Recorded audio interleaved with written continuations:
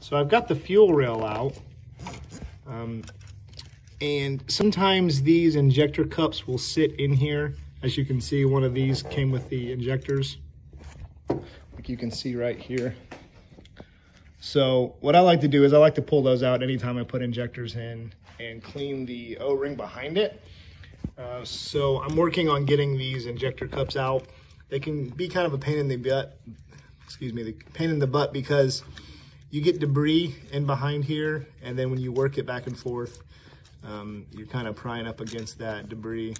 So I kind of work them back and forth and spray some WD-40 or some silicone spray or something like that. But you don't want to pry in here or, get any pliers, because you can mar this up and you can damage the injector O-ring, and that's not something you want to do either. So I'm going to work on getting these out, and I will show you how I clean those and put these 80's in.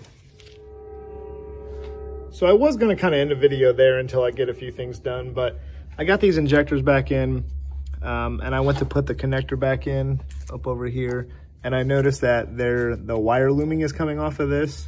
After time, this stuff just gets real brittle, and it's really close to the engine, so it sees a lot of hot and cold temperatures, and it just starts breaking apart. So what I'm going to do before I put this back together is I'm going to re-loom this and electrical tape it, so that way I don't have to worry about any kind of chafing on these wires.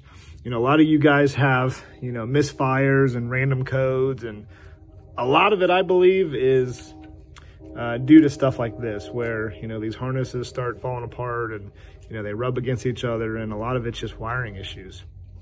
So what you can do, you can go to Harbor Freight, and they make this wire looming, and you can just cut it to length and electrical tape it up, so that way you don't have to worry about anything rubbing and causing any issues or misfires, or it's a real good way to lose an engine. So not something that I want to have happen, so I'm going to take care of that. But other than that, I think the next video might be installation of the wideband.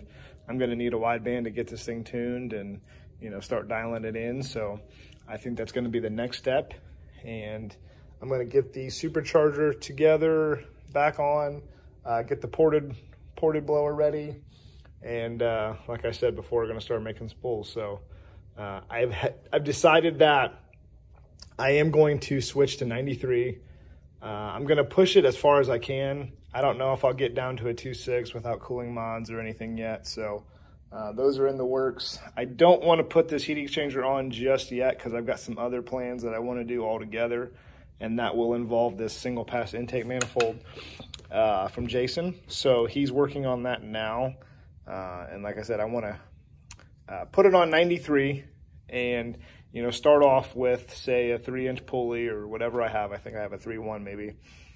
Start off from there, go all the way down to a 2.6, and then drain the tank, switch to E85, load the tune, and then start dropping pulleys, and that way I can overlay the dyno graphs and have a pretty good comparison.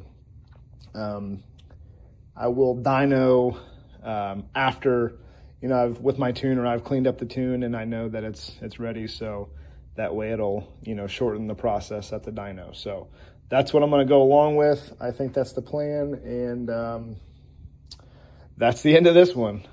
Thanks, guys.